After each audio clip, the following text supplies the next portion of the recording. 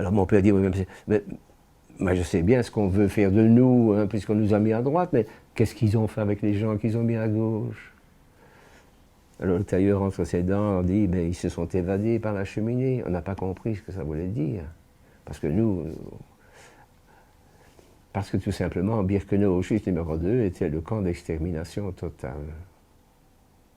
Et c'est pour ça qu'il y avait une grande cheminée, enfin, et que c'était le slogan, enfin, voilà, tu pars, tu t'évades par la cheminée.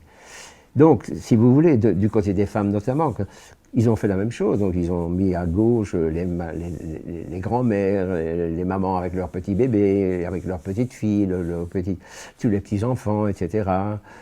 Les malades, etc. Et puis, on leur a dit, voilà, vous allez rentrer dans un camp, mais il y a le typhus. Et le typhus, c'est mortel. Et c'est pour ça que vous devez passer par une douche, c'est une désinfection.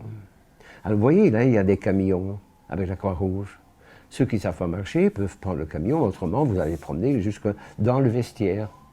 Et on les amenait dans un vestiaire. Effectivement, il y avait des crochets au mur avec des numéros, il y avait des bancs, etc. Et on leur dit, voilà, maintenant vous allez mettre vos vêtements au crochet. Mais vous devez vous souvenir du numéro. Bon. Et puis quand ils étaient tous nus, puis on les a amenés dans ce qui est la douche. Parce qu'il y avait des pommeaux de douche. Donc on met tout le groupe là-dedans, il y a des pommeaux de douche, et puis on ferme les portes. Et puis des pommeaux de douche, c'est pas de l'eau qui sort, c'est du gaz, du cyclone B. Et 20 minutes après, tous ceux qui sont rentrés dans ces soi-disant douches sont morts. Alors voyez-vous, les portes s'ouvrent de l'autre côté. Et il y a un commando de prisonniers qui tire tous les cadavres dehors.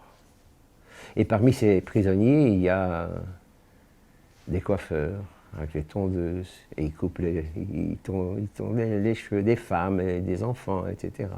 Parce qu'il faut tout récupérer, hein, bien sûr. Et puis après ça, il y a des dentistes qui vont arracher toutes les dents en or, parce qu'il faut récupérer tout ça, bien sûr. Et après ça, il y a des médecins qui examinent le corps des femmes, les parties génitales, pour voir s'il n'y a rien de caché, parce qu'il faut tout récupérer. Et puis après ça, il y a un monte-charge qui amène les cadavres à l'étage supérieur. Et là, il y a une batterie de 5 ou 6 fours où on embarque 5 personnes à la fois dans le four et on les brûle. Et puis même les cendres, on a récupéré aussi pour en faire de l'engrais. Et c'est comme ça, voyez-vous, qu'on récupère absolument tout de l'être humain.